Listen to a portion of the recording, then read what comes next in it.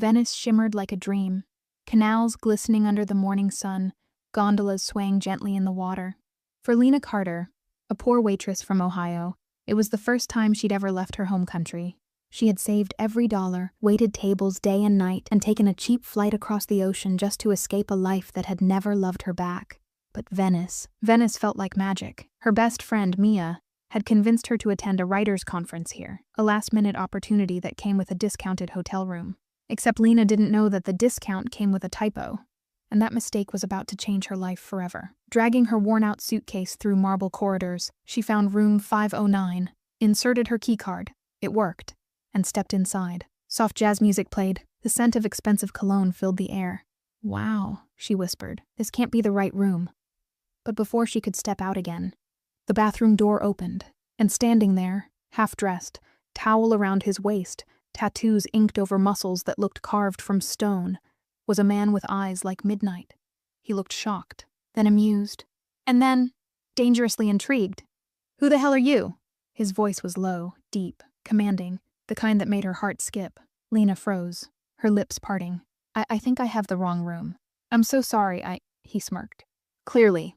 The man stepped closer, every move slow, deliberate. "But since you're already here, you might as well tell me your name." "Lena," she whispered. He tilted his head. "Lena."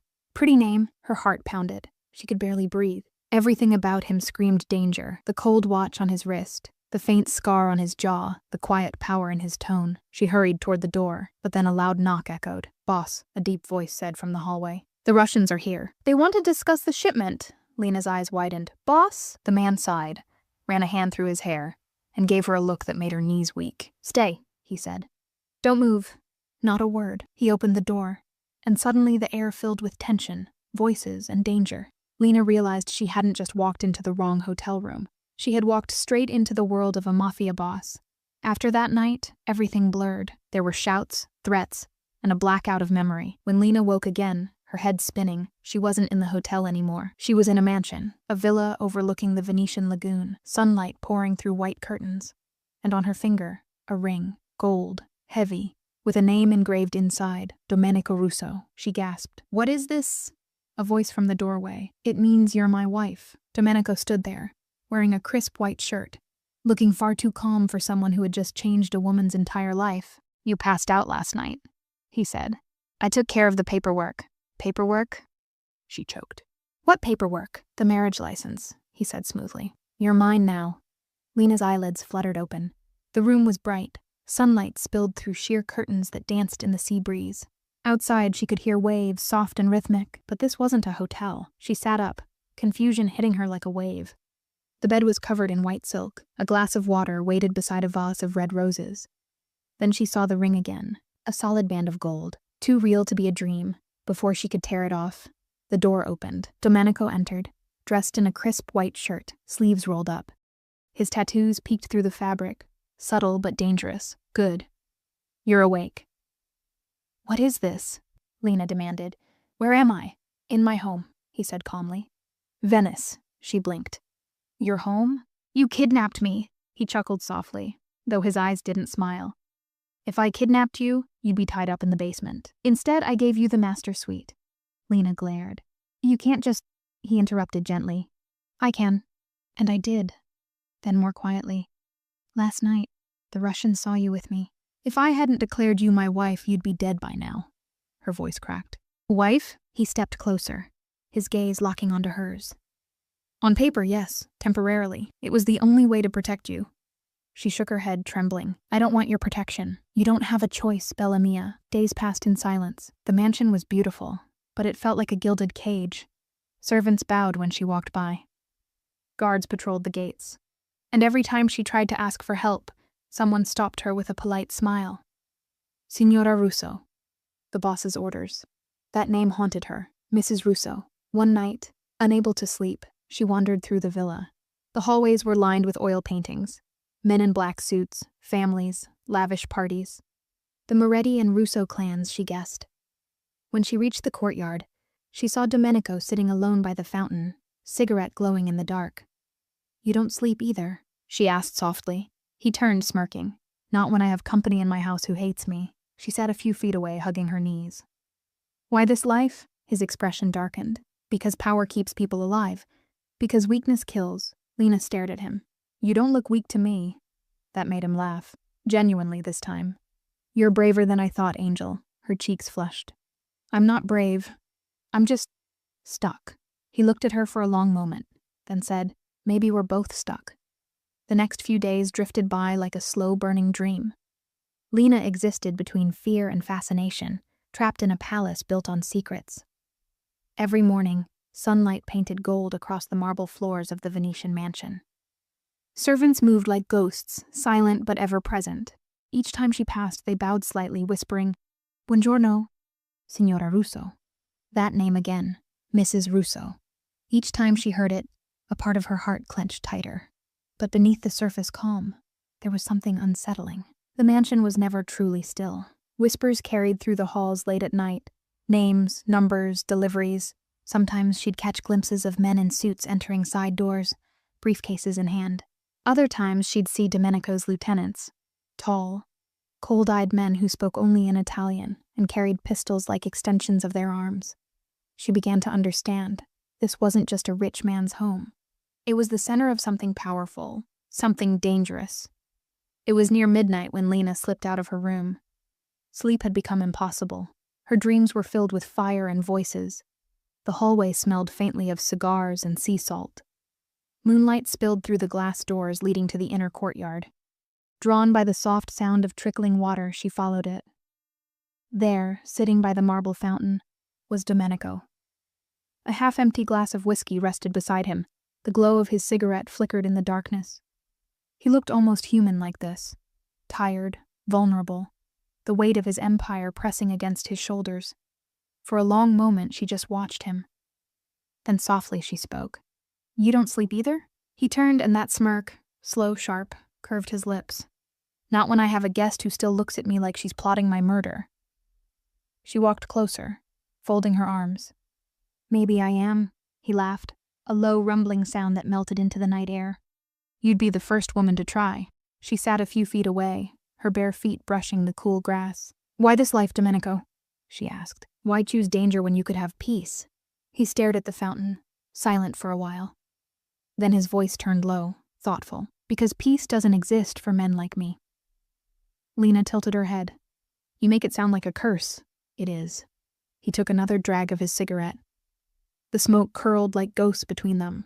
My father ran this family before me. My grandfather before him. You don't walk away from blood, Lena. Not without leaving a trail behind. She swallowed, studying him. The cold exterior, the calm, controlled tone, it all cracked for a moment.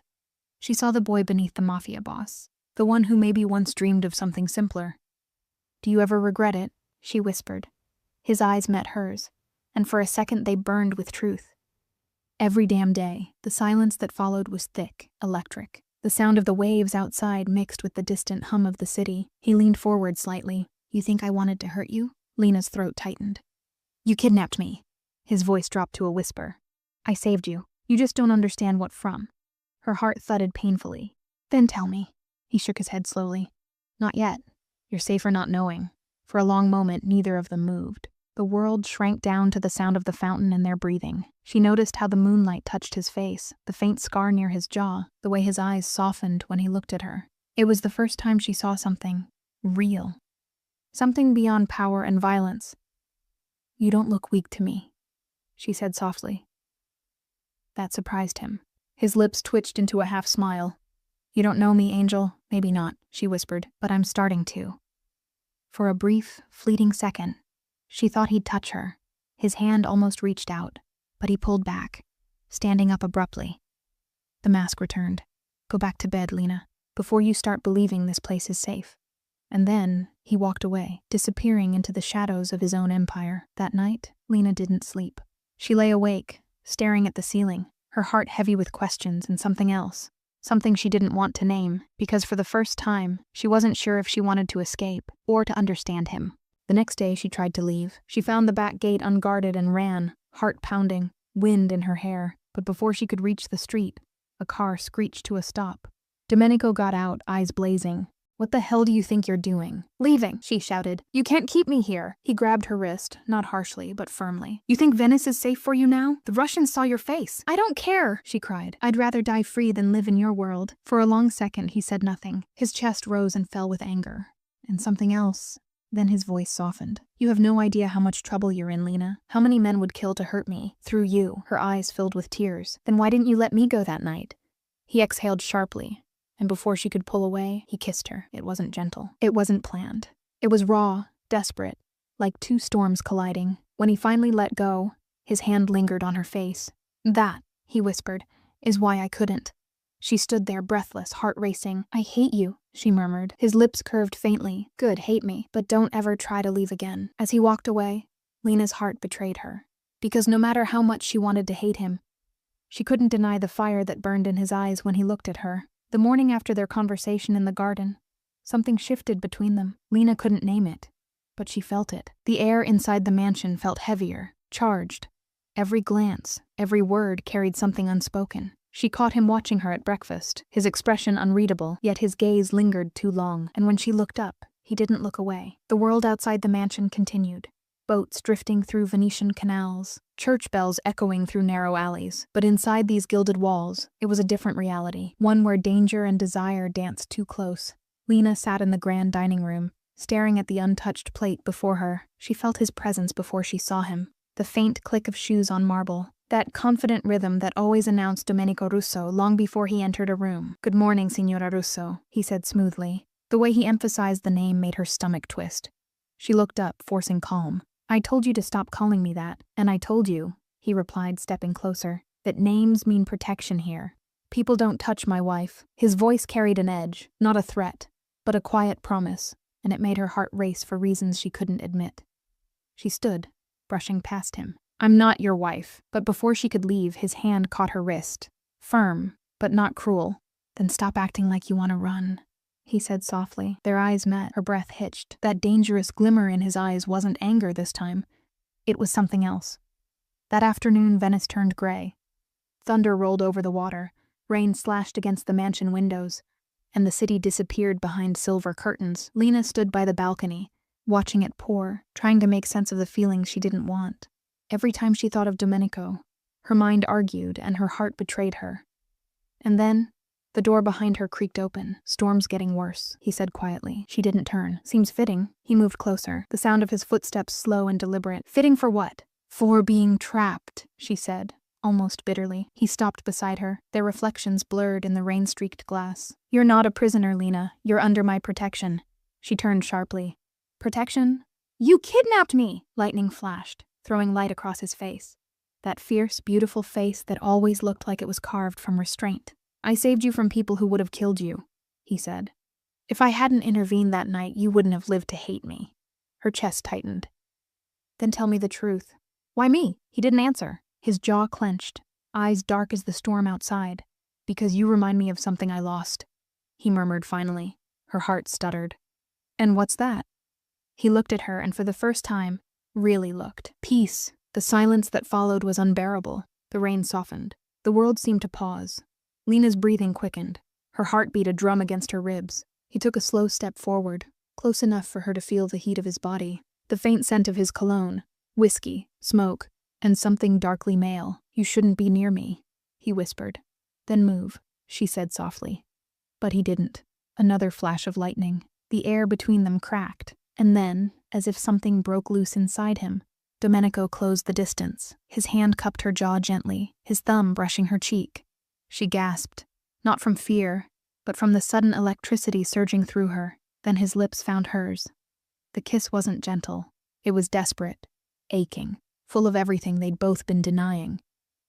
It felt like drowning and breathing at the same time. Her hands rose to his chest, meaning to push him away. But instead, they clutched his shirt. For a heartbeat, there was no Mafia, no lies, no danger. Only him, only her. When they finally broke apart, both were trembling. His forehead rested against hers. His voice was rough, barely a whisper. "You don't know what you've done to me." Her voice shook. "Then don't stop." He exhaled sharply, a man fighting every instinct to protect her from himself. Then he stepped back. If I touch you again, Lena, he said, eyes burning with restrained hunger, I won't let you go.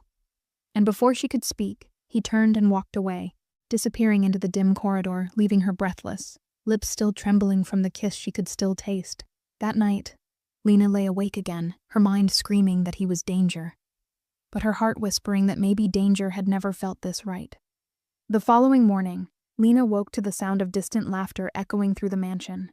Servants hurried through the halls, carrying crystal trays, wine bottles, and gold-rimmed invitations. Something was happening.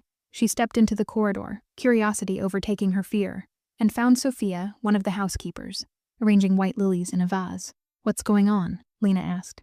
Sophia smiled softly. The annual Venetian gala. The boss is hosting it tonight. The boss, Lena repeated quietly. You mean Domenico? Sophia nodded, eyes glimmering with something that wasn't just respect. It was fear. Yes, it's an important night. Everyone who matters in Italy will be there. Lena hesitated. And me? The woman smiled again, smaller this time. You're his wife, aren't you? You'll be right beside him. Lena's heart skipped. His wife. That word didn't stop haunting her. No matter how many times she told herself it wasn't real, her heart didn't listen. That evening, Lena stood before a mirror she could barely recognize herself in. A floor-length black gown hugged her frame, its fabric shimmering like liquid shadow. Her hair fell in soft waves, lips painted a deep wine red. She looked like someone else. Someone powerful. Someone who belonged in his world. And then he entered. Domenico stopped in the doorway, still adjusting the cufflinks on his midnight suit. For the first time, he didn't hide the way his gaze lingered on her. You clean up well, he said quietly. She met his eyes in the reflection. Is that your idea of a compliment? His lips curved faintly. It's my way of saying you're breathtaking. Her breath caught. There it was again, the way he could make her heart betray her with a few words. He offered his arm. Let's go, Bella mia. The world is waiting. The grand palazzo glittered under chandeliers, laughter spilling into the Venetian night. Women in gowns and diamonds, men in suits and secrets, everyone pretending civility while hiding sin. As they entered, whispers rippled through the room. Who's that with Russo? Is that his new mistress? No. Someone said he married her. In secret. Lena felt their eyes like knives. She leaned closer and whispered, They're staring. He leaned down, lips near her ear. Let them. The music swelled, violins, champagne, and politics. Domenico guided her through the crowd, introducing her to people who smiled too wide and bowed too low. But then, across the ballroom, a man appeared, tall, elegant, and wearing the kind of grin that promised trouble. Ah, Domenico muttered. I should have known he'd come. Lena followed his gaze. Who is he? Luca Romano, he said grimly. My rival, and the kind of man who takes what he wants. Before she could ask more, the orchestra shifted to a waltz. Domenico turned to her, hand outstretched. Dance with me, he said. She hesitated. I don't know how, he smiled faintly. Then follow my lead. The moment their hands touched, everything else faded. The noise, the people, the lights. It was just them. He moved with precision, guiding her effortlessly, his hand at her waist, his voice low and smooth. You're doing fine, he murmured. She met his gaze. And there it was again. That unspoken connection neither could explain, but as they spun, she caught Luca watching from the edge of the dance floor. His eyes locked on her. When the song ended, Luca approached, bowing slightly. May I steal your beautiful wife for a dance, Russo? Domenico's smile didn't reach his eyes. She's not available, Luca smirked. Everyone has a price. And just like that, the warmth between Lena and Domenico vanished, replaced by something sharp and territorial. As the night went on, Lena noticed Domenico's mood darken. He drank more than usual, his jaw tight, eyes flicking toward Luca every few minutes. When she finally stepped out onto the balcony for air, she heard footsteps behind her. Luca. Careful, he said smoothly. Your husband has a reputation. Men like him don't love. They possess. Lena turned sharply. And what would you know about love? He smiled. Enough to recognize when a woman's in danger. Before she could respond, a door slammed behind them. Domenico was there, eyes blazing. Step away from her, he growled. Luca only laughed. Still territorial, I see. Domenico moved closer, his voice low. Touch her again, and I'll throw you into the canal myself. Luca smirked and walked away, unbothered but amused. When they were alone again, Lena crossed her arms. You didn't have to do that. His gaze softened, then darkened again. You don't understand, Lena. In this world, appearances keep you alive, she whispered. And what am I, Domenico? A shield? A showpiece? He looked at her, really looked at her, and the pain in his eyes wasn't something a killer should have carried. You're the only thing that makes me feel human. For a heartbeat, the world stood still again. The music inside faded. The rain returned, and Lena realized she was already in too deep. The gala ended in glitter and smoke. Laughter faded into whispers, and whispers melted into danger. By midnight, the canals outside Venice were silent, except for the soft hum of a black speedboat gliding through the water. Lena didn't know it yet, but every elegant smile she'd seen at the gala had already been part of a larger game. And she was the prize. Back in the mansion, Lena sat by her window, the moonlight painting silver streaks across her skin. Her thoughts wouldn't stop circling. The kiss, the jealousy, the look in Domenico's eyes when he'd said, "You're the only thing that makes me feel human." She wanted to hate him. She really did. But hate doesn't make your heart race every time he walks into a room. A knock echoed against her door. "Come in," she called softly, expecting the housekeeper. But the door creaked open, and instead of Sophia, 2 masked men stepped in. Before she could scream, a hand covered her mouth. A whisper, "No noise. Boss wants you quiet." Her heart pounded. Which boss? Then she saw the tattoo on the man's wrist, a snake coiled around a rose, Luca Romano's mark. The world blurred. Silk curtains, marble floors, a struggle too short, chloroform too strong. When Lena opened her eyes again, the air smelled like salt and gasoline. She was on a boat. The water was dark beneath her, the city lights shrinking in the distance. "Please," she whispered, voice trembling. "Where are you taking me?" One of the men grunted. "Don't worry, sweetheart. Our boss just wants to talk." She shivered, wrists bound, her pulse racing faster than the boat's engine. In the reflection of the glass, she saw her own terrified eyes, and behind them, the faint glimmer of guilt. She shouldn't have gone to the gala. She shouldn't have met his eyes. When the boat stopped, they dragged her into an abandoned palazzo on the far side of Venice, a place that smelled of wine, dust, and danger. Candles flickered. Shadows moved across old paintings, and at the center of the room stood Luca Romano, glass of red wine in hand. He smiled when he saw her. There she is, in the secret bride of Venice. Lena's heart sank. "You have the wrong idea." "Oh, I don't think so," he said smoothly. "You see, Domenico hides many things, but marrying someone without telling his enemies? That's a declaration of war." He circled her slowly, eyes gleaming. "Tell me, Lena, do you love him?" Her throat tightened. "No," he chuckled. "You said that too quickly." Before she could answer, the sound of gunfire shattered the silence. Glass exploded. Men shouted. Luca turned sharply. "He found us already?" The next moment, the main doors burst open, and Domenico stormed in like a dark storm given flesh. Rain drenched his suit, his eyes burning with fury. "Let her go," he said coldly. Luca smirked. "You came alone?" Domenico fired one warning shot, the bullet slicing past Luca's ear and into a wine bottle behind him. "Last chance," Luca laughed, raising his glass. "You really think you can keep her safe from us?" But Domenico didn't answer. He just moved, faster than anyone could blink. A blur of violence, a thud, and silence. Moments later, Lena found herself in his arms, trembling, breathless. "Are you hurt?" he asked, his voice hoarse but gentle. She shook her head, tears spilling. "You came for me." He looked down at her, jaw tight. "Of course I did." They drove back through the rain, silence heavy between them. The storm outside mirrored the one inside. When they reached the mansion, Domenico turned off the engine, staring at the rain beating against the windshield. "I told you this world was dangerous," he said softly. Her voice cracked. "Then why keep me in it?" He turned to her slowly. "Because," he whispered, "I don't know how to let you go anymore." Her heart broke a little at the honesty in his voice. Because for the first time, she saw not the Mafia boss, but the lonely man beneath.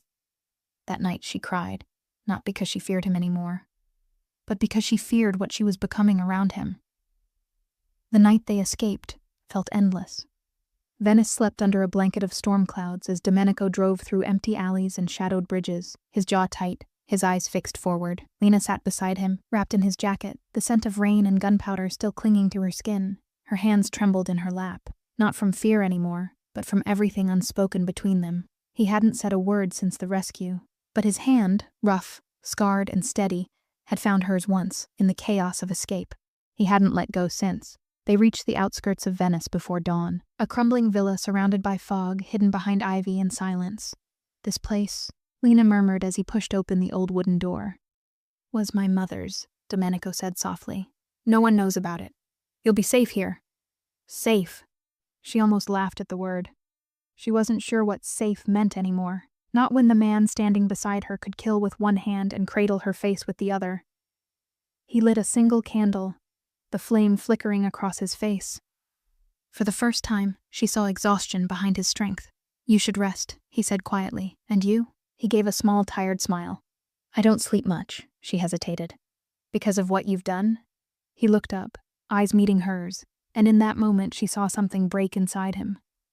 Yes, he whispered, and because of what I might do next. The next morning, Lena woke to sunlight spilling through cracked shutters. The air smelled like coffee, strong and bitter. When she stepped into the kitchen, she froze. Domenico stood by the counter, sleeves rolled up, hair tousled, pouring coffee like it was the most normal thing in the world. Good morning, he said without looking up. She stared for a moment. You cook? He chuckled softly. Don't sound so shocked. I wasn't always a monster.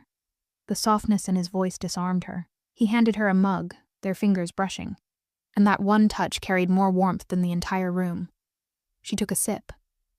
You're not a monster. He looked at her, really looked. You don't know me, then let me, she said quietly. The words hung there, fragile and dangerous, and for the first time he didn't walk away. Confessions in candlelight. That evening, the storm returned. Wind howled outside, candles flickered, and the house felt smaller, closer, as if the world had shrunk to just the two of them. Lena sat by the fireplace, legs tucked under her, lost in thought. Domenico sat across from her, the glow of the fire cutting gold into his eyes. Tell me something real, she said suddenly. He tilted his head. Like what? Something no one else knows. He exhaled slowly, leaning back in his chair. When I was 16, I wanted to be a painter, he said. My father broke my hand when he found out. Said art was for the weak. Lena's throat tightened. And now? He looked at the flames. Now I break other people's hands. She moved closer. That's not who you are. He looked up sharply. And who am I, Lena? Her voice was a whisper. Someone who's still trying to be saved. Silence fell again, thicker this time, the kind of silence that hums before a storm. He leaned forward slightly, elbows on his knees, eyes locked on hers. Every time I look at you, he said quietly, I see everything I can't have. Her heart pounded. Then stop looking. I can't. Lightning flashed outside, and for the first time since they met, there was no fear, only pull, magnetic, inevitable. He reached out, fingers brushing her cheek, tracing a line down to her lips. She closed her eyes, trembling under his touch. Domenico. He whispered her name like a prayer. Tell me to stop. She didn't. And in the next breath, his lips were on hers again. This kiss was different, softer, slower, like he was memorizing her. The fire cracked beside them. The storm raged outside, and time itself seemed to stand still. When they finally pulled apart, she was shaking. He rested his forehead against hers, voice low, almost broken. If I stay near you, I'll ruin you. She looked into his eyes, full of guilt, love and fear, and whispered back, Maybe I was already broken before you found me. He closed his eyes, his hands still cradling her face. And in that fragile moment, neither of them were the monster or the victim, just two lost souls trying to survive each other. That night, Lena fell asleep in his arms for the first time, and for the first time in years, Domenico Russo dreamed without nightmares. The storm outside hadn't stopped. It raged across Venice like a restless ghost, drumming against the villa's old windows, while the world inside stood utterly still. Lena woke up before dawn, the soft rhythm of Domenico's heartbeat against her ear, the heavy warmth of his arm around her waist. For a brief, dangerous moment, she forgot who he was. But as she slipped out of bed and her bare feet touched the cold marble floor, reality crept back in. The tattoos on his back, the gun by his bedside, the quiet scars that told stories no one ever dared to ask.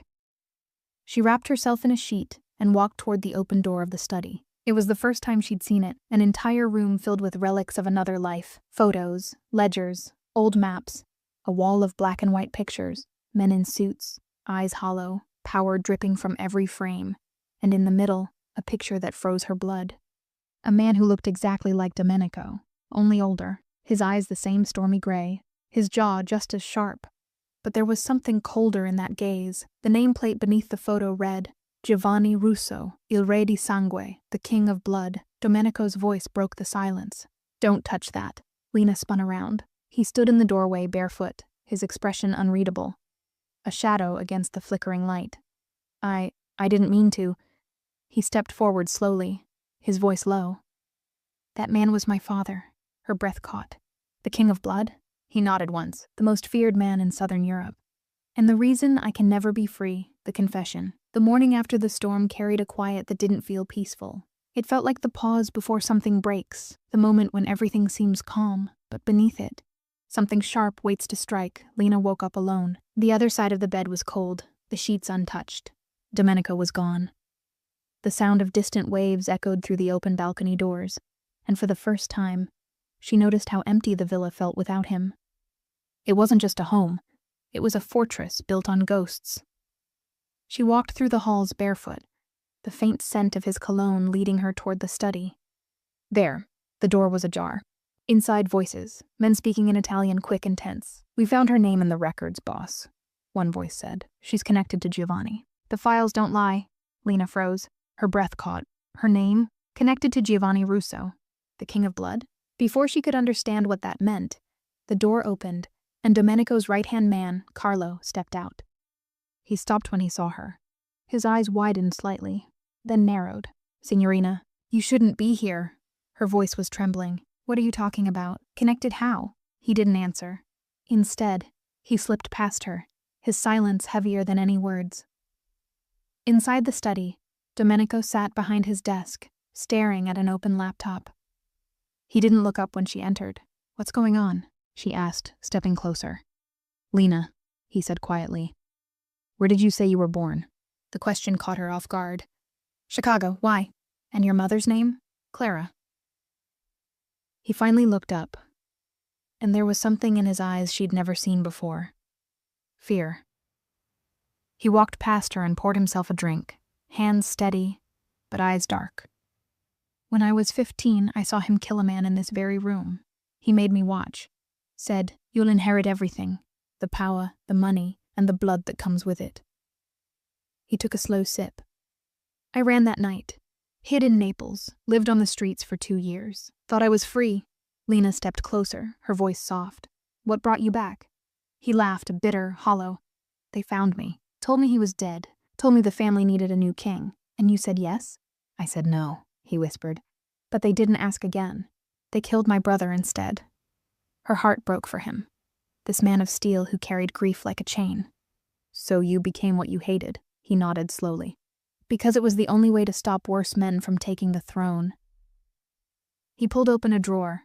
Inside, a small worn book. My father made every heir sign this. A blood pact. A promise that the family will never betray the code. He flipped to the last page. His name was there. Written in red. Lena reached for it. You can end this, burn it. Walk away. He looked at her, eyes fierce. You don't walk away from blood, Lena. You bury it, or it buries you. The air between them burned. Grief, rage, love, all tangled into one unspoken confession. She whispered, You're not your father. He shook his head.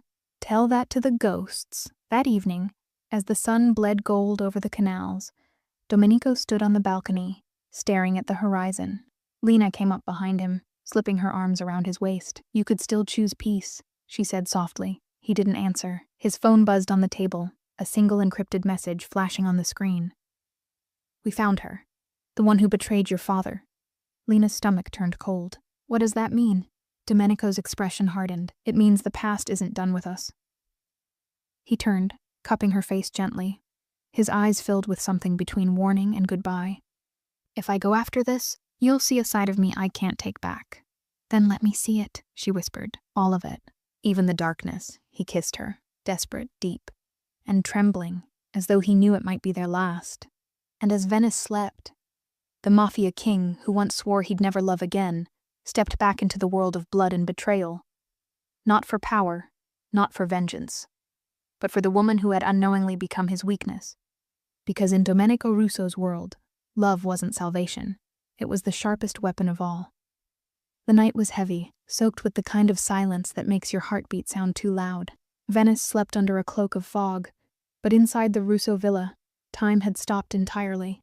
Lena stood frozen before the wall of old photographs, each one whispering secrets of blood and legacy. The soft candlelight flickered, throwing long shadows across the gold frames. Her hand trembled as she traced the name Giovanni Russo, the King of Blood, a man who had once ruled this city's underworld with an iron heart. And now, she realized, she was standing in the empire he built. Behind her, a voice cut through the air, deep, rough, commanding. "Don't touch that, Lena."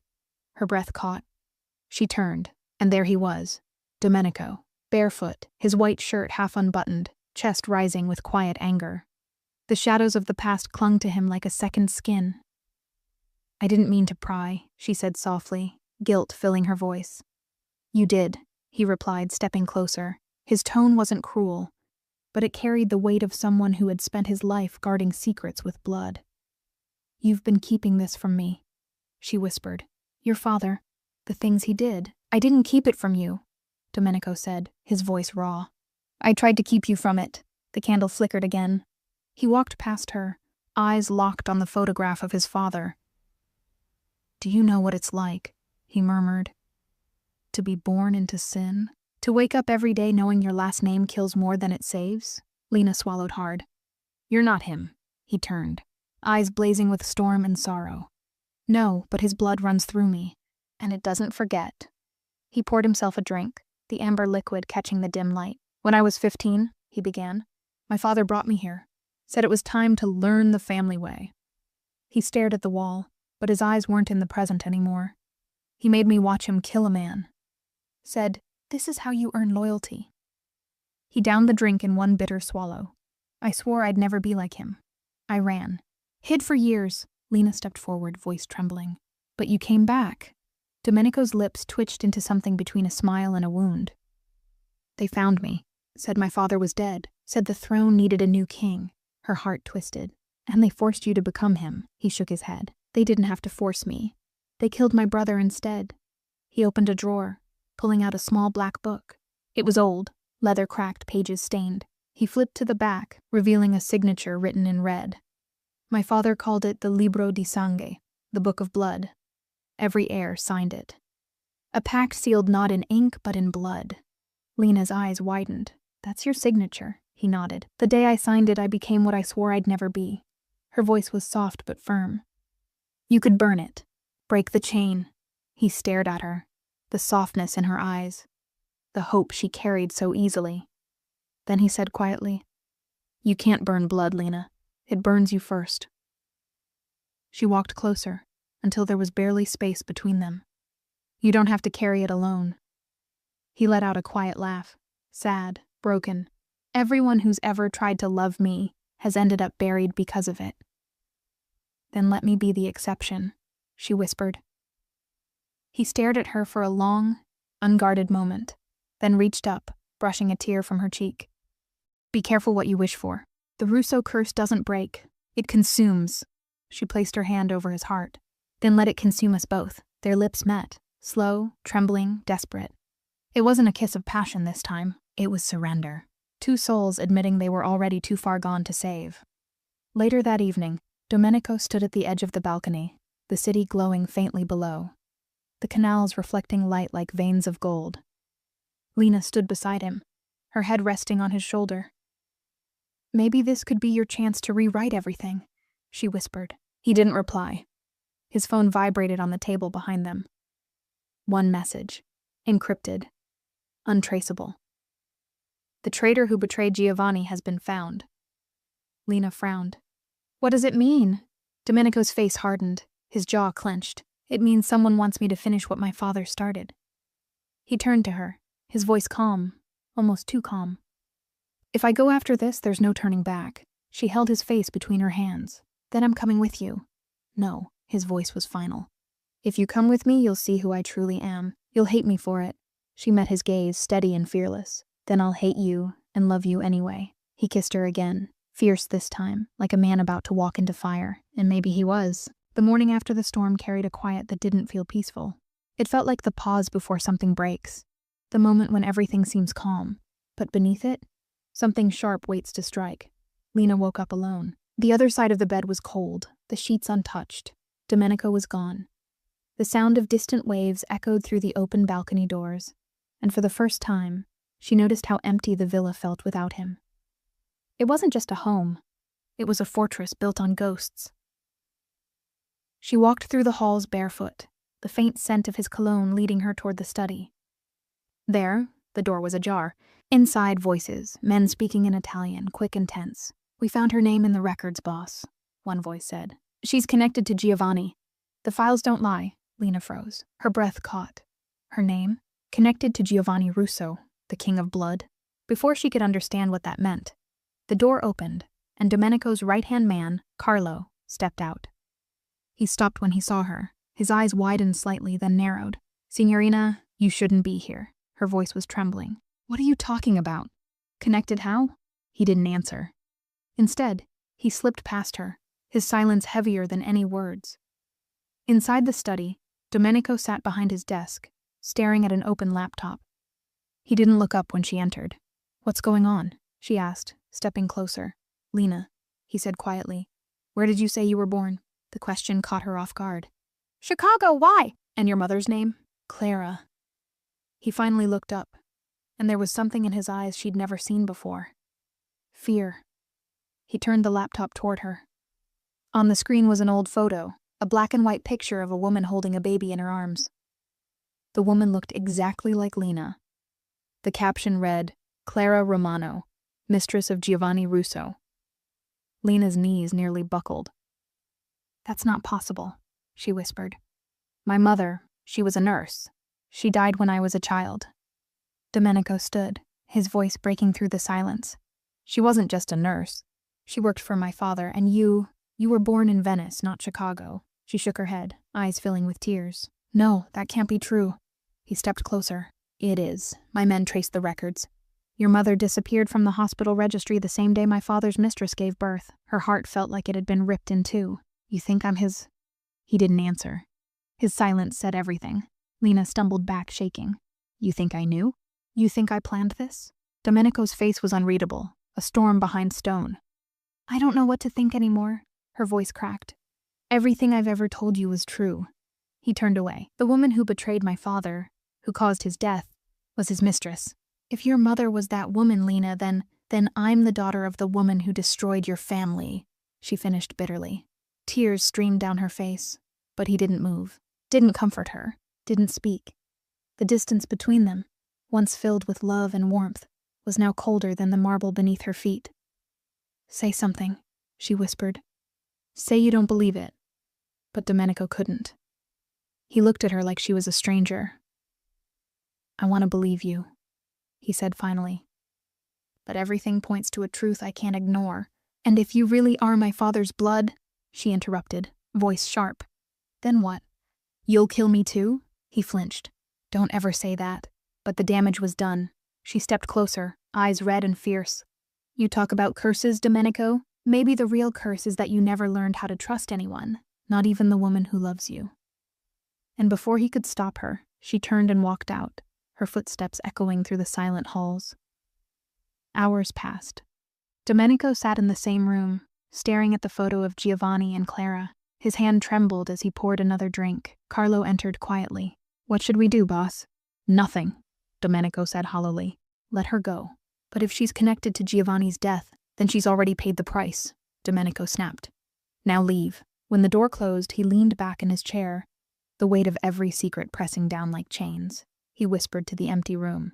"I fell in love with my father's sin." Outside, the bells of Venice began to toll, slow, heavy, mournful, and somewhere across the city, Lena stood on a bridge, tears streaming down her face as she watched the dawn break.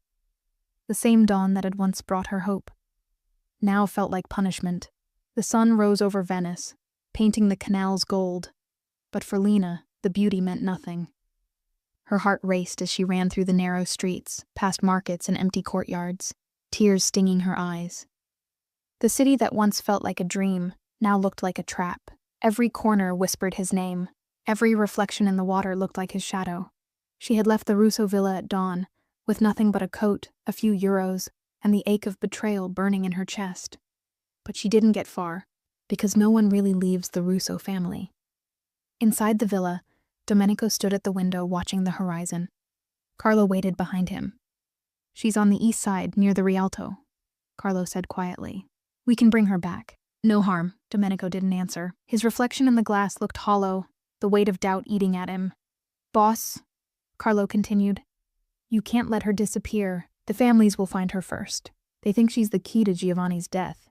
The name hit Domenico like a blade. He clenched his fists. "Find her. But no one touches her.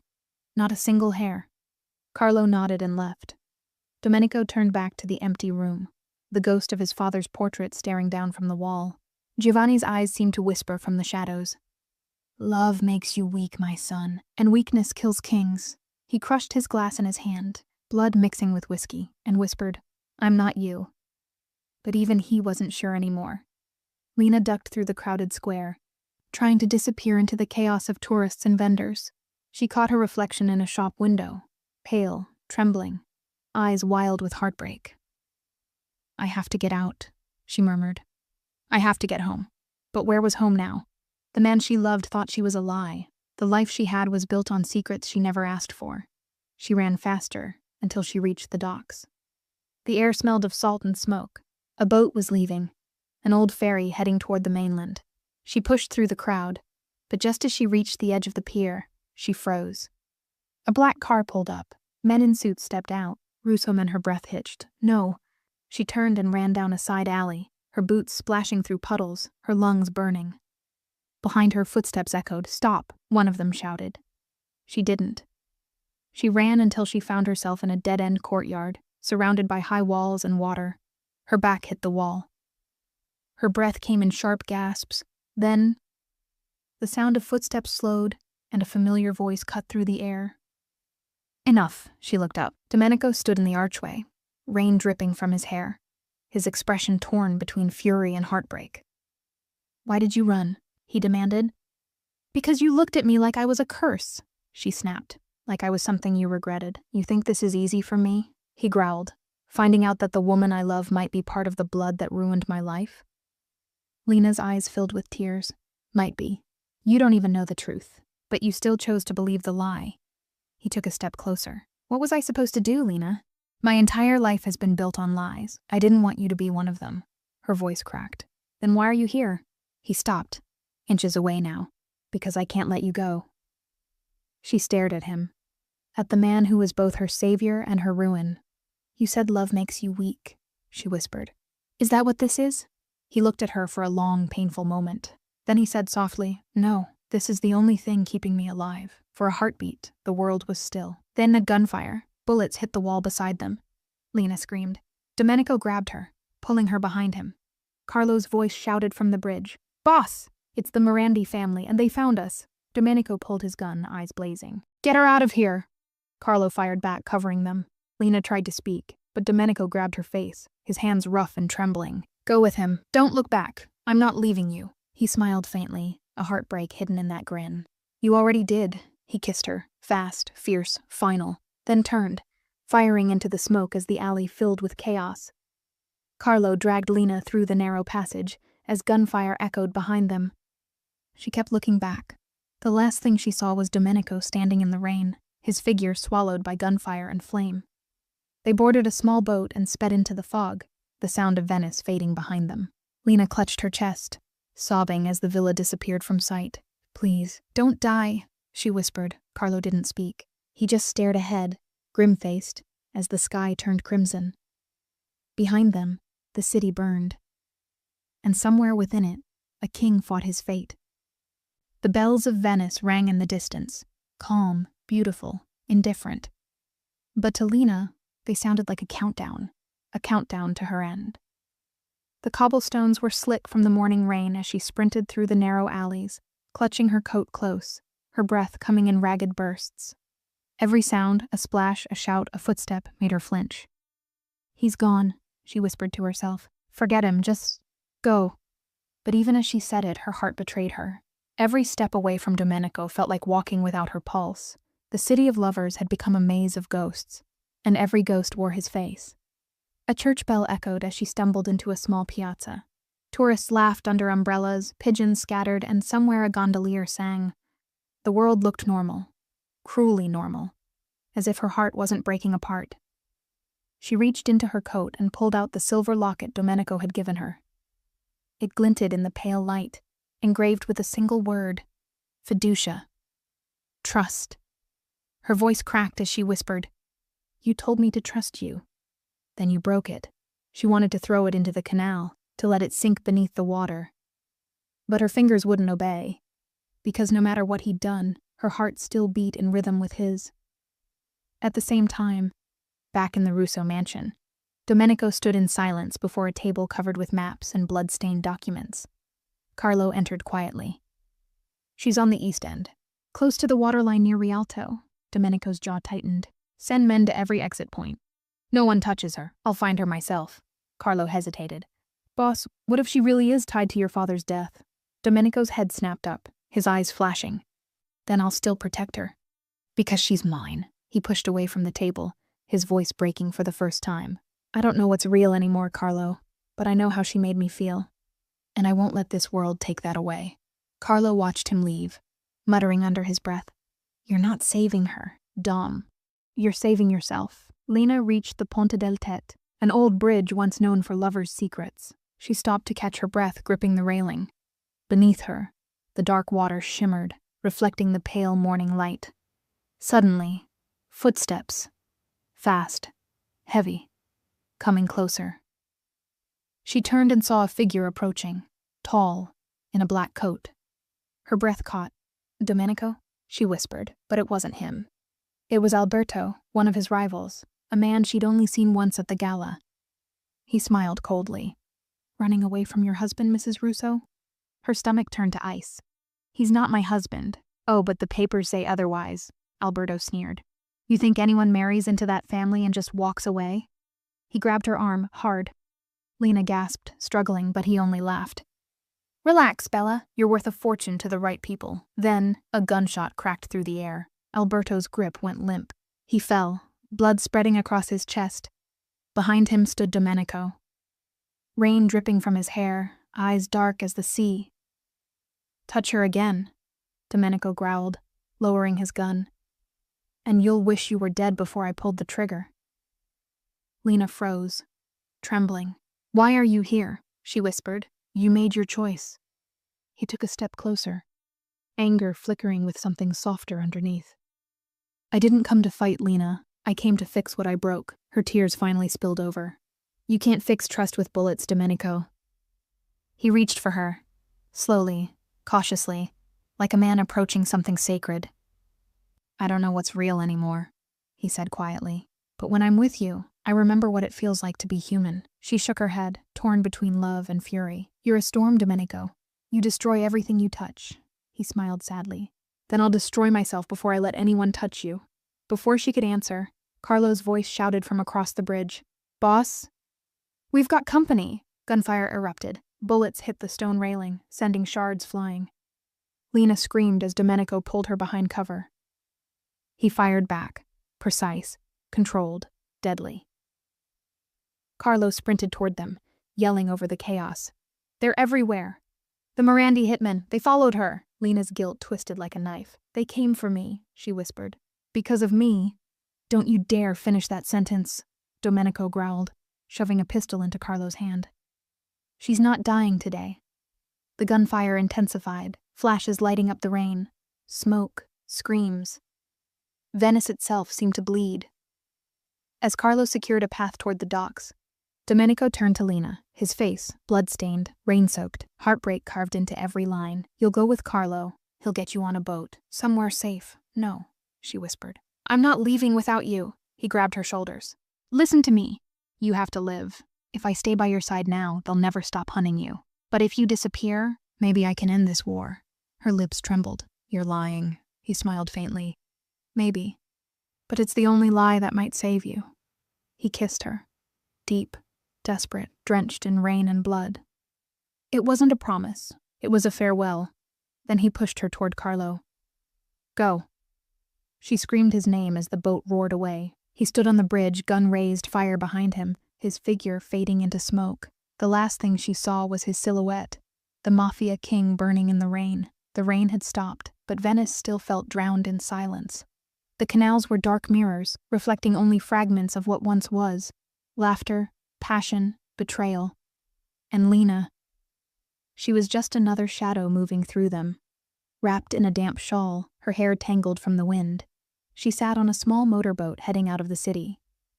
Carlo steered in silence, his face hard, eyes scanning the mist. "He told me to get you to safety," Carlo said finally. "That's what I'm doing." Lena's voice cracked. Safety doesn't exist without him. Carlo looked at her then, really looked at her. The same fire that burned in Domenico's eyes burned in hers. He sighed, jaw tightening. "You don't understand. He stayed behind because if he didn't, you'd both be dead by now." She turned her gaze toward the fog, whispering, "Then I'll die where he is." And before Carlo could stop her, she lunged, diving straight into the freezing canal. The water was ice. It swallowed her whole, a cruel black silence pressing against her lungs. She kicked, fought, gasped, her chest burning. But she didn't stop. In her mind, she could still hear his voice, low, steady, defiant. "I'll destroy myself before I let anyone touch you." She surfaced, coughing violently. A gondola light flickered nearby, a small fishing vessel. She swam toward it, clinging to the wooden edge, trembling from cold and heartbreak. "Signora, are you mad?" the fisherman yelled. She coughed, shaking her head. "Please take me back." "To the Russo mansion," the man hesitated, but one look into her tear-soaked eyes and he nodded. "Venice is a dangerous place tonight," he muttered. "But you've got the eyes of someone who doesn't care anymore." By dawn, Lena stood outside what was once Domenico's empire. The mansion gates were half broken. Smoke curled from the shattered windows. She pushed through, stepping over spent bullet casings. The acrid scent of gunpowder still heavy in the air. The marble floors were smeared with footprints, a trail of blood leading toward the grand staircase. Her pulse pounded. "Domenico?" she called out softly. No answer. Then, a voice behind her. "Looking for someone, Signora?" She turned sharply and saw Don Matteo, Domenico's uncle, the man who'd once ruled before being exiled. A serpent in a silk suit. "You shouldn't have come back," he said coldly. "Your little lover caused quite the storm last night. A pity love makes men weak." Lena's heart stopped. "Where is he?" Matteo smiled, eyes glittering. "Alive, for now, but not for long if you stay." He gestured toward the stairs. "Go ahead. Say your goodbyes before I decide he's not worth the trouble." She ran, through corridors littered with broken glass and bullet holes, until she reached the master bedroom, the one where their story began. And there he was, lying on the bed, shirtless, pale, a bandage wrapped across his ribs soaked in crimson. Domenico Russo, the king of the underworld, the man who could command armies with a whisper, now barely breathing. Lena fell to her knees beside him. "Domenico..." His eyes fluttered open. For a second, confusion, then recognition. "Lena," tears blurred her vision. She touched his face gently. "You stupid, stubborn man." He tried to smile, but it came out as a wince. "You weren't supposed to come back." She leaned in closer. "You weren't supposed to die." Matteo's footsteps echoed as he entered. Well, well, he said smoothly. "Looks like the fairy tale found its ending." Lena stood up, her fear burning away, replaced by fury. "You did this," she hissed. "You turned him into a monster." Matteo chuckled. "He was born one. I merely reminded him of it." She stepped between him and the bed. "Then you'll have to kill me too." Matteo raised an eyebrow. Such devotion. Almost admirable. "But you see, dear, love doesn't belong in this world." A click, the sound of a pistol cocking. Matteo raised his gun, and then a deafening bang. The bullet didn't hit Lena, it hit Matteo. Straight through the chest. Lena gasped and turned. Domenico was sitting up, shaking, gun in hand, smoke rising from the barrel. "You're wrong," he rasped. "Love is the only thing that ever made me human." Matteo collapsed. The empire fell silent. Hours later, the sun rose over the canals. Lena sat beside Domenico on the mansion balcony, his head resting against her shoulder. Birds circled over the quiet city, golden light spilling across the rooftops. He spoke softly. "Everything's gone, Lena. The money, the men, the name." She smiled faintly, brushing his hair from his forehead. "Then maybe we can finally live." He looked at her, half smiling, half broken. "You really think we can outrun who I am?" She met his gaze. "We don't have to outrun it.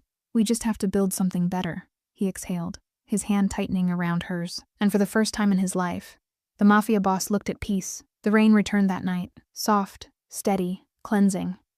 Venice shimmered beneath the lamplight like a dream that refused to end. Inside a half-burnt chapel on the outskirts of the city, Lena sat beside Domenico. His wounds were healing, but his soul still carried the weight of blood and regret. The candlelight flickered over his face. The face of a man who had built an empire, lost it, and found something far greater in the ashes. Lena reached out, tracing the faint scar along his jaw. "You should rest," she whispered. "You've lost too much already." He caught her hand, pressing his lips against her palm. "I haven't lost everything." Her breath caught. There was something in his voice, a stillness, a certainty, that frightened her more than the violence ever had. The hidden ring? He rose slowly, walking toward a small altar, what was left of it. From beneath a loose stone, he pulled out a small velvet box, dusty, worn, untouched by time. Lena's eyes widened. "Domenico, what is that?" He turned, a faint smile curving his lips. "Something I bought years ago, for a woman I hadn't met yet." He opened the box. Inside was a ring. Simple, elegant, but unmistakably powerful. A thin gold band engraved with the initials DR and a tiny red ruby set in its heart. "I used to think power meant fear," he said quietly. "But then you walked into my life, and you made me see power is what you're willing to protect. Not what you can destroy." Lena stood frozen. Her heart raced, eyes brimming with tears. "Domenico, are you—" He stepped closer, taking her trembling hands in his. "I don't have a family name anymore. I don't have soldiers or cities, but I still have a heart that beats for one person. And that's you." He sank down to one knee, in the ruins of his own world, and whispered, "Lena, will you marry me?" For a long moment, silence, only the echo of the rain tapping against the stained glass shards. Lena's tears fell freely. She wanted to say yes. God, she wanted to. But deep inside, fear twisted like a blade. "You don't understand," she said softly. "The world won't let us be happy. They'll come for you." "For me?" He smiled faintly, a shadow in his eyes. "Then let them come. I've fought for money, revenge, power. I'll fight for love too." She shook her head, voice breaking. "Domenico, if I say yes, there's no going back." He took her face in his hands, his voice trembling but firm. "Lena, I've already burned the bridge behind me." And that's when she broke. The dam of fear, of guilt, of every unsaid word, it all poured out as she fell into his arms. "Yes," she whispered against his chest. "Yes, Domenico, I'll marry you." Thunder rolled in the distance as he slipped the ring onto her finger, a perfect fit, as if it had always belonged there. He kissed her hand, her lips, her tears, sealing each with a promise unspoken but understood. "No church, no witnesses," he murmured. "Just the truth between us." "And what truth is that?" she whispered back. "That I was never your captor," he said, pulling her close. "Only a man who got lost, until you found me." They stood before the broken altar, the candles flickering like fragile hearts trying to stay alive. He raised her hand over his chest. "From this moment," he said, voice low and reverent, "I belong to no kingdom, no crime, no ghost of my past." She looked up at him, her tears shimmering in the light. "And I belong to no fear, no lie, no world that tries to take you away." Their foreheads touched, and in the stillness of that ruined chapel, two broken souls rebuilt something sacred. The morning after their secret vow, Venice felt quieter than it ever had before. For the first time, Lena and Domenico were free.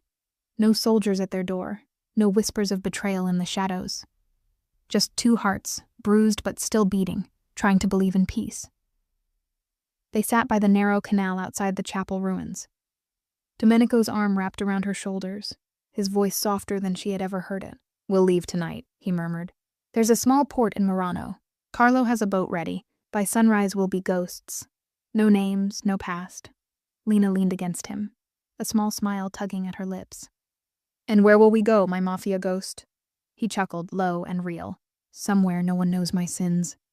But just as the warmth of their laughter faded into the cool Venetian air, a sound broke through the calm. Click, a single bullet casing rolled across the cobblestone. Lena froze. Domenico's instincts took over. He pushed her down behind a stone bench just as another shot echoed. The glass from a nearby window shattered, raining down like crystal rain. "Stay down," he growled. She pressed against the ground, her heart hammering. Her eyes darted toward the rooftops, but all she could see was the ghostly fog. Domenico pulled his gun from his jacket, one he swore he'd thrown away. His voice was ice. "They found us." Lena's trembling whisper barely rose above the canal water. "Who?" He didn't answer immediately. But when he finally did, his tone cut through her like a blade. "People I used to call family." That night, the fog deepened over Venice like a shroud. Lena watched as Domenico paced the dim chapel, his jaw clenched. "It's him," he muttered. "Raphael Marino." Lena frowned. "Who is that?" "My right hand. My blood brother. The one I trusted with everything, until he sold me out." His eyes burned with memories. Of loyalty turned venom, of power turned poison. "When I took the throne, he said I'd lost my soul. Maybe he was right. But he took everything that made me human. Until you." Lena stepped closer, her hand brushing his arm. "Then we fight. Together." He looked at her, torn between pride and fear. "You shouldn't have to fight my ghosts, Lena. I already am," she whispered. "Every day I choose you." For a moment, silence. Then Domenico exhaled, his jaw softening. "Then we finish this, once and for all." Hours later, they arrived at Rialto Bridge under the cover of night. The moonlight glimmered across the canal as gondolas drifted silently below.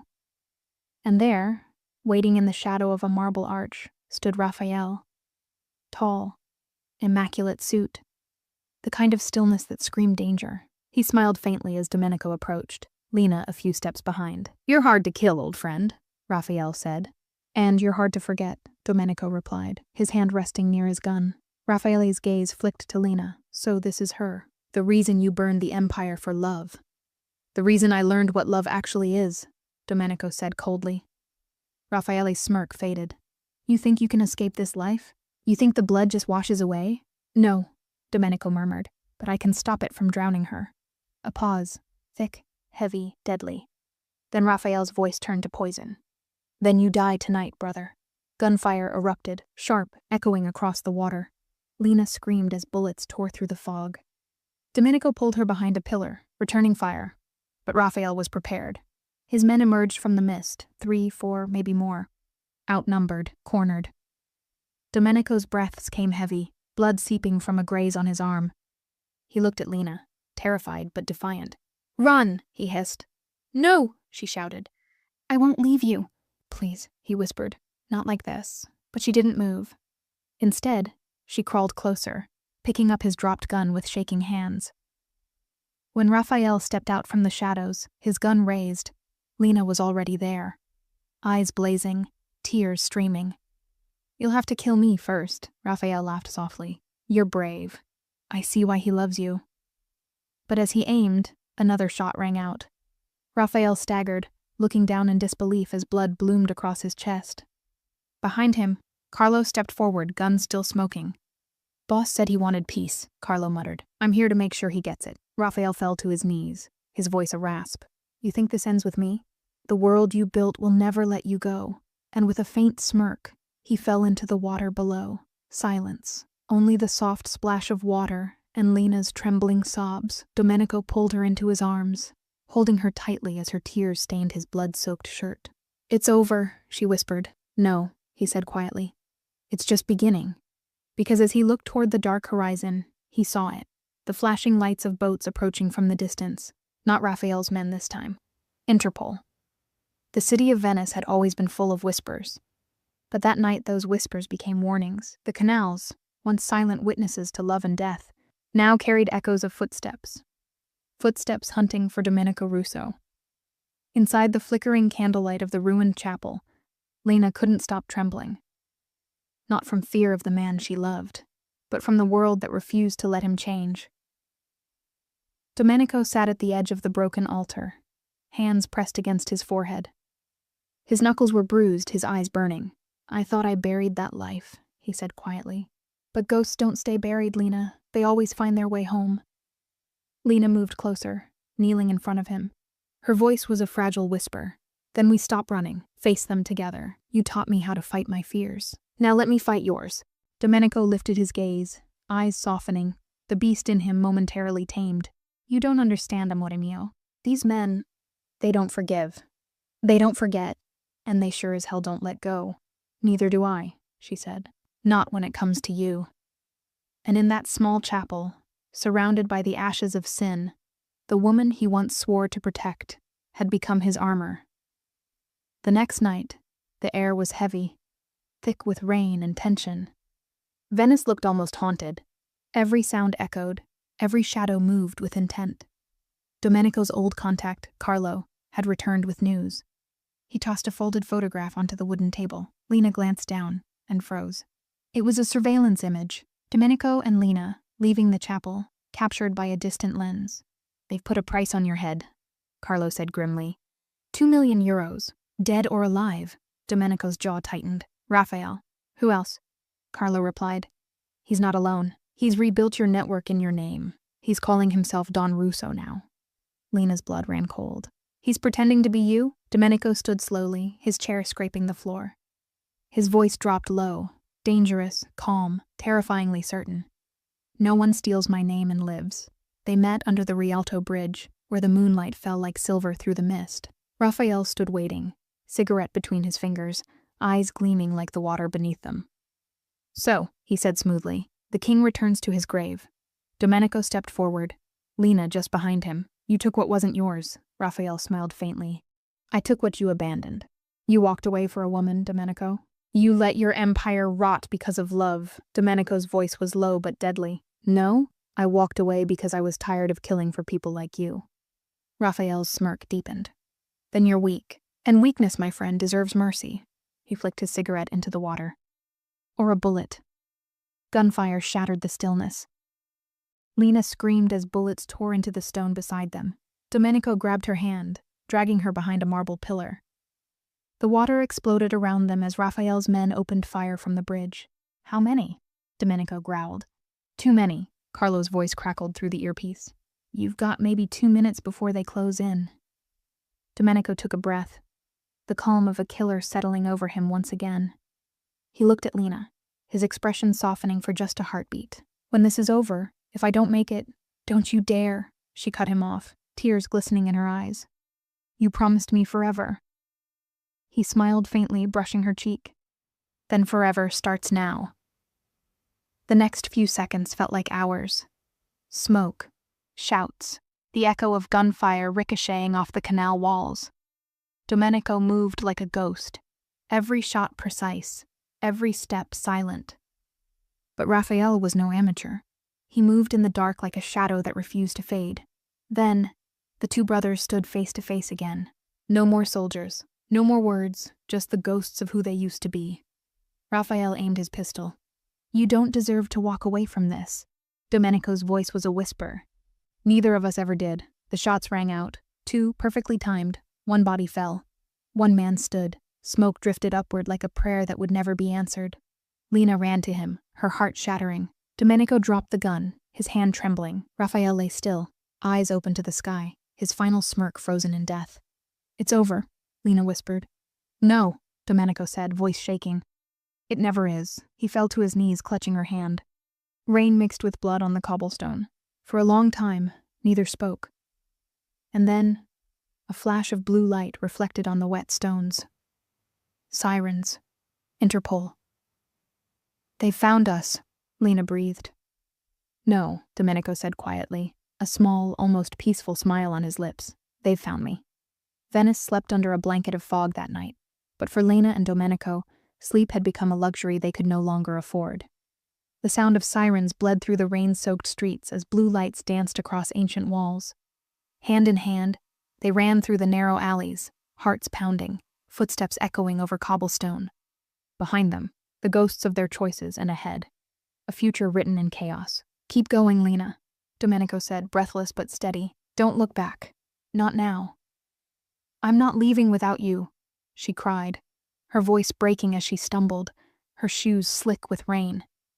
He caught her, pulling her close, eyes fierce and desperate. You won't have to. A black car screeched around the corner, flashlights, shouts in Italian. Fermi, polizia! Domenico fired once into the air, the echo scattering pigeons into the fog.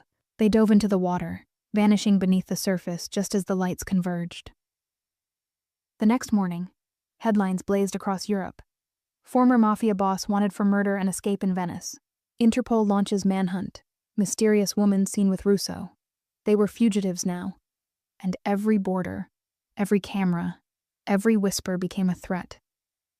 For weeks they moved like shadows, through the Alps, across Switzerland, into the quiet edges of France. Old safe houses, stolen passports, cash buried in forgotten walls. Lena watched him one night as he stood at the edge of a mountain road, cigarette smoke curling into the cold wind. His hair was longer now, his beard rougher, his eyes darker, haunted but human. "You know what I miss?" she said softly. "Venice. Before all this, when I thought you were just a stranger who helped me." He smiled faintly. "And now? Now I know you're the man I can't live without." He turned toward her, his voice quiet. "Then I can never stop running, because if they take me, they take us." She reached out, placing her hand over his heart. "Then we run together." They found a small apartment in Montmartre, the city glowing gold at dusk. For the first time in weeks, Lena felt almost human again. She painted while he watched, small moments of peace stitched together by fear. At night, he'd sit by the window, listening to the hum of the city below. His mind drifted between guilt and love, between the man he used to be and the man he wanted to become for her. "I wish I could give you a life without danger," he murmured one night, tracing her shoulder with his fingertips. "No guns, no blood. Just you and me." "You already did," she whispered, eyes half closed. "Every second you're still here. But peace never lasts for men like Domenico Russo." One morning, a letter arrived. No name, no return address, just a red wax seal. He recognized it instantly, the Council of Venice, the shadow network of dons who once ruled beside him. Inside was a single line written in Italian. "One last meeting. Come alone, or she dies." Lena found him hours later, dressed in black, his gun holstered, his face carved with resolve. "You're going back," she realized. "They'll kill you." "Maybe," he said quietly, "but if I don't, they'll come for you." She shook her head, tears brimming. "I don't want to live in a world where I lose you again." "Then close your eyes," he whispered, kissing her forehead. "And when you open them, I'll be home." He left before dawn, his shadow disappearing into the Paris mist.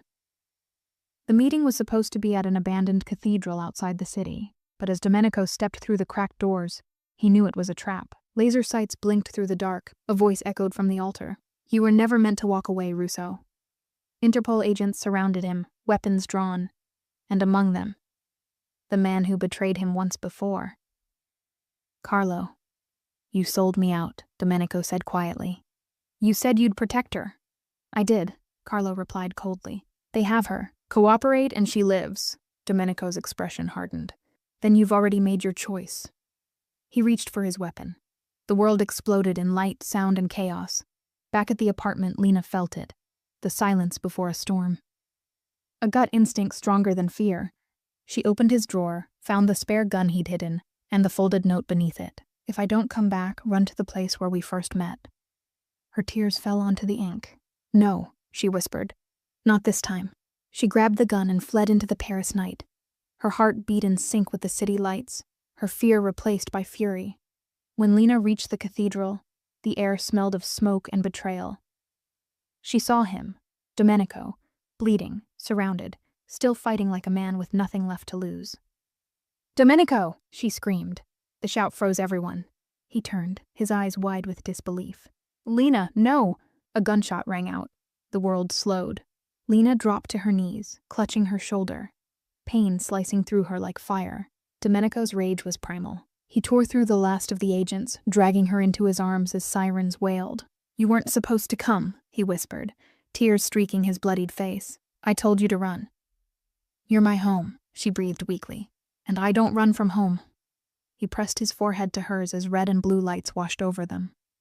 Rain poured again over Paris that night, a storm that seemed to mourn for them both. The city lights blurred through the glass of the ambulance as Lena clutched Domenico's blood-soaked hand.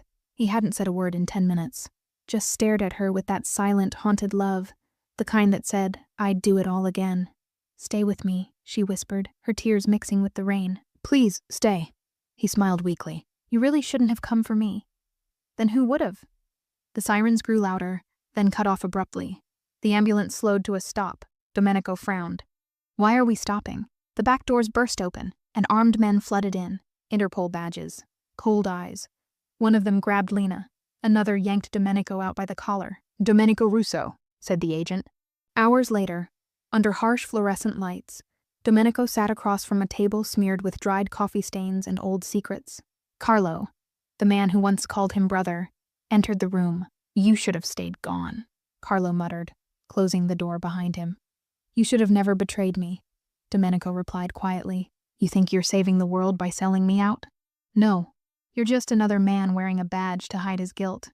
Carlo sighed, sitting down. "This doesn't have to end badly. Sign this confession, testify against the council, and you walk free." "Walk free?" Domenico laughed softly. "You mean without her? Without my soul?" He leaned forward, voice cold. "You still don't get it. I don't want freedom. I want her safe." Meanwhile, Lena was in a separate room, her arm bandaged, her heart breaking. She could hear muffled voices through the glass, but none of them were his. Her lawyer begged her to stay quiet, but she couldn't. "You don't understand," she said. "He's not what you think. He saved me, over and over again." "Miss Carter," the officer replied flatly, "that man is responsible for 15 deaths and $1 million arms network." She stood up, voice trembling but fierce. "And yet you've never seen him hold a child's hand or save a woman's life. You don't know the man behind the monster. They tried to restrain her, but she pushed past. If he was going to confess to everything, she'd confess for him." That night, they moved Domenico for transport to a secure facility outside Paris. Rain again. Always rain. Lena followed the convoy in secret, dressed in black, her pulse racing. She had stolen a police radio, and when she heard the words, "possible ambush ahead," her blood ran cold. A black van appeared on the overpass, and before anyone could react, gunfire erupted. Glass shattered. Tires screamed. Domenico's vehicle swerved, flipping onto its side. Agents spilled out, returning fire, chaos, shouting, flashes of light. And amid it all, Domenico crawled from the wreckage, blood dripping, fury in his eyes. "Carlo," he roared. "You set this up." Carlo stumbled from the second car, bleeding from his arm. "It wasn't me. It's them.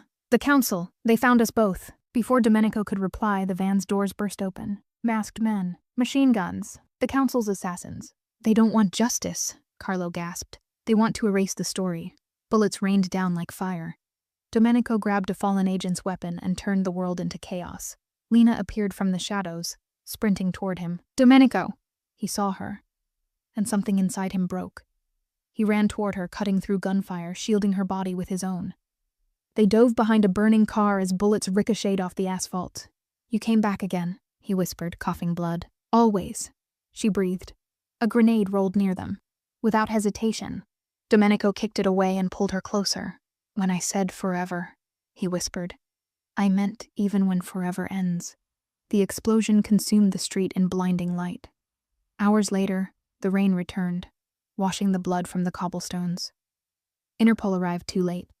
The convoy was destroyed. Among the wreckage, they found 2 bodies, locked in an embrace: Domenico Russo, Lena Carter, the fugitive, and the girl who loved him beyond redemption. But when Carlo searched the scene himself, something made him pause. 2 blood trails, leading away. And the next morning, on the banks of the Seine, a fisherman swore he saw a man, tall, scarred, carrying a woman in his arms, vanish into the fog. The rain wouldn't stop. Paris, always beautiful and tragic, cried for them that night. In the hospital parking lot, the flashing red lights faded as Lena sat silently on the cold metal bench outside, her fingers still trembling. Inside the ambulance, Domenico Russo was barely breathing, his pulse weak, his body a roadmap of scars and guilt. Lena pressed her forehead to the window glass, whispering, "You can't leave me now. Not after everything. Please, not now." Inside, he stirred weakly, eyes fluttering open. His voice was faint but teasing. "You're still bossy, even when I'm dying." She let out a tearful laugh. "You idiot! Don't you dare joke now." He smiled faintly before his eyes rolled back. Then, silence. The heart monitor flatlined. "No, no, no!" Lena screamed as doctors rushed in. They dragged her back while nurses worked frantically. She could only watch through glass as his body convulsed, as the man she loved slipped between worlds. After what felt like forever, One of the doctors shouted, "We got him. He's stable." Lena dropped to her knees, sobbing, her whole body shaking with relief. By the next morning, the rain had turned to a dull drizzle. Domenico awoke handcuffed to a hospital bed. 2 Interpol officers stood by his side, silent, watching like wolves waiting for a wound to reopen. "You're lucky," one muttered. "Another minute and you'd be dead." "Maybe that would have been easier," Domenico replied hoarsely. Moments later, the door opened. Carlo De Luca walked in, the man who had been his brother, his betrayer, and now his warden. "Carlo?" Domenico whispered, voice full of disbelief. "Still pretending to be the good guy?" Carlo set a thick folder on the table. "No, just the one still cleaning up your mess." He flipped the file open. Photos, reports, evidence. All of it screamed of death, money, and secrets. "Sign this confession," Carlo said. "Take the deal, testify against the council. You'll serve a few years, maybe less. You and the girl will be protected." "Protected?" Domenico scoffed. "You think the council protects anyone? They own the cops, the courts, even your goddamn conscience." Carlo leaned forward. "You still love her, don't you? Then do this for her." Domenico's gaze hardened. "Everything I've ever done was for her. Even the things that damned me." Across the building, Lena sat in another interrogation room, hands clasped tight, wrists bruised from restraints.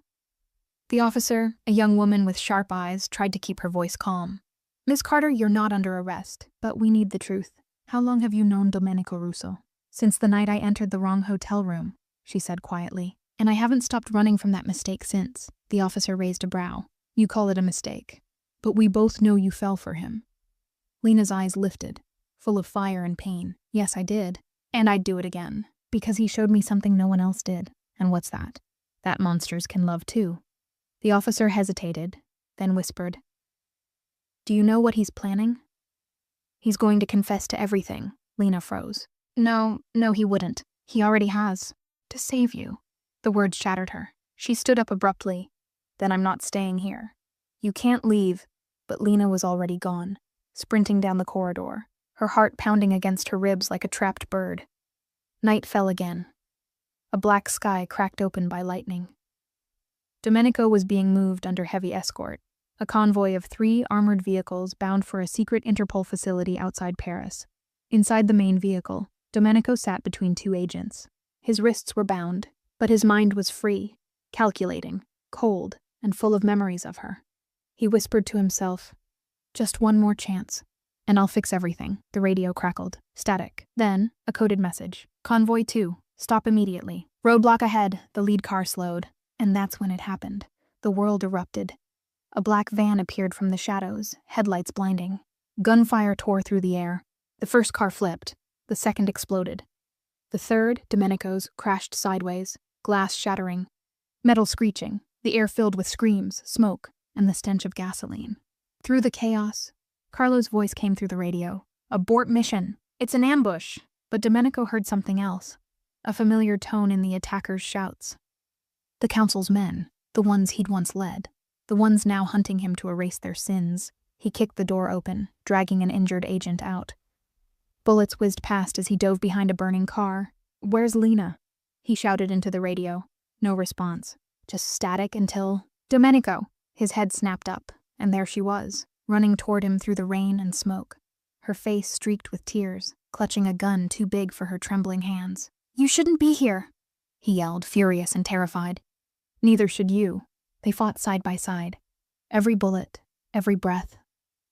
Survival was their only prayer. Domenico fired in perfect rhythm, cutting down the men he'd once commanded. Lena covered him, her hands steadying as adrenaline took over. The van exploded, flames roaring high enough to touch the sky. For a moment, the world became red and gold, a cathedral of fire where their love was both cursed and blessed. A masked man aimed at Lena, and Domenico dove in front of her, the bullet grazing his ribs. He winced but stayed standing. "You okay?" he asked. "You're bleeding." "Then I'm still alive." They ran, ducking, shooting, gasping, until silence finally returned. Bodies lay scattered. The rain hissed as it met the fire. Lena dropped her gun, falling to her knees. "You can't keep doing this," she sobbed. "You can't keep saving me." Domenico knelt beside her, his voice soft. It's all I know how to do." He touched her cheek, his thumb brushing away a tear. "Listen to me, cara mia. You'll leave tonight. Go north. Find that small cafe by the sea I told you about. I'm not leaving you. You are. Because this isn't over. The council, they'll keep coming." "Then let them come," she said fiercely. "They'll have to kill me to take me away again." He kissed her, slow and trembling. A kiss that felt like a promise written in blood. Then headlights flashed in the distance. Interpol backup. Domenico exhaled. "Run, Lena, please. Not this time." They turned together to face the lights, their silhouettes framed against the fire. Lovers, criminals, survivors. The bells of Santa Maria della Salute rang softly in the morning fog. Gondolas drifted silently across the canals, their reflections shivering on the water like memories refusing to fade. A hooded woman stood at the edge of the Grand Canal. Lena. Her eyes were tired, her face pale, but her soul still burning. It had been 6 months since the Paris crossfire. 6 months since the night the world thought Domenico Russo died. Every newspaper called it the end of the Mafia king. Interpol closed the case. The council dissolved into the shadows, and Lena disappeared into exile. She'd built a quiet life in Venice, painting at a small studio, surrounded by ghosts of the past and whispers of the sea. Yet every evening, she returned to the same bridge, waiting, because he had promised her once, long ago, "If we ever lose each other, I'll find you in Venice." When the bells ring twice. That morning, as she opened the cafe door near her studio, the old owner, Signora Bellini, handed her an envelope. "For you, ragazza. Left by a man. Said it was urgent." Her heart froze. The envelope was sealed with gold wax, stamped with a familiar insignia, a lion's head, half broken. Domenico's old family crest. Her fingers trembled as she tore it open. The paper smelled faintly of smoke and cologne. "Cara mia, if you're reading this, it means I kept my word. I'm not the same man who walked into that crossfire. The world believes I'm dead. Let them. For the first time, I can live free. Meet me at sunset, at the place where the sea meets the stone. No guards, no ghosts, just us." Lena's knees went weak. The letter fell from her hands. Tears blurred the ink as her lips whispered his name like a prayer. Domenico. The sun fell low, turning the lagoon into molten gold. Lena walked down the narrow path that led to the abandoned lighthouse, the place where he had first told her his real name. The waves lapped gently against the shore, and there, standing beside a broken boat, wearing a simple dark coat, was Domenico Russo, alive. His face carried new scars, his eyes deeper, wiser, but still his eyes. When he saw her, he smiled faintly. "You're late." Lena let out a half-laugh, half-sob as she ran to him. She hit his chest with her fists, crying, "You let me think you were dead." He caught her wrist gently, pulling her closer. "It was the only way to keep you safe." "Safe?" she whispered. "You broke me." He cupped her face, thumb brushing her tears. "I died that night, Lena, but not from the bullets. From the thought of never seeing you again." She kissed him. Desperate, trembling, the kind of kiss that rewrites the past. And in that moment, Venice itself seemed to breathe again. As the night deepened, they sat together on the pier, feet dangling over the dark water. Domenico watched the city lights dance on the canal. "I made a deal," he said softly. "I gave Interpol everything, names, accounts, operations. In return, they erased Domenico Russo from existence. So who are you now?" she asked. He looked at her, a small smile tugging his lips. "A man who only wants one thing, to live quietly, beside you." She rested her head on his shoulder. "You think they'll ever stop looking for you? Maybe not. But I stopped running the moment you walked back into my arms." Later that night, Domenico opened a small metal box. Inside, the last remnants of his old life. A gun, a passport, and one final council file. He took out a lighter, flicked it open. The flame danced like a tiny sun between them. "This," he said, "is everything that ever chained me." Lena nodded silently. Together they dropped the file into the fire. The papers curled and blackened, the flames devouring every secret, every crime, every ghost. When the last ember faded, Domenico whispered, "Now it's just us." Months later, tourists filled the canals, laughter echoing off the marble walls. In a quiet corner cafe, a woman in a white dress painted by the window. Beside her, a man served espresso, his dark eyes calm and warm. No one knew their names. No one guessed their past. And then, the bells of Santa Maria della Salute rang twice. Lena looked up, smiling softly. Domenico took her hand.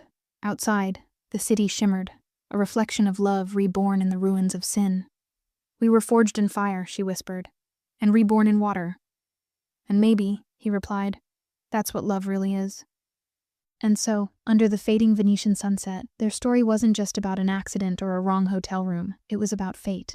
A poor girl who walked into danger and found a love powerful enough to rewrite her destiny. Domenico and Lena, two souls bound by mistake, tested by fire, and saved by love. But love in the Mafia world never ends peacefully. Maybe someday, their past will come knocking again. Maybe their hearts will face another storm. Until that story unfolds, stay with us. Subscribe to BRD Stories Hub, where every heartbeat tells a story, every whisper hides a secret, and every wrong turn could lead straight to love. Turn on the bell so you never miss the next tale of passion, danger, and redemption. Because here, in BRD Stories, love isn't just told, it's felt.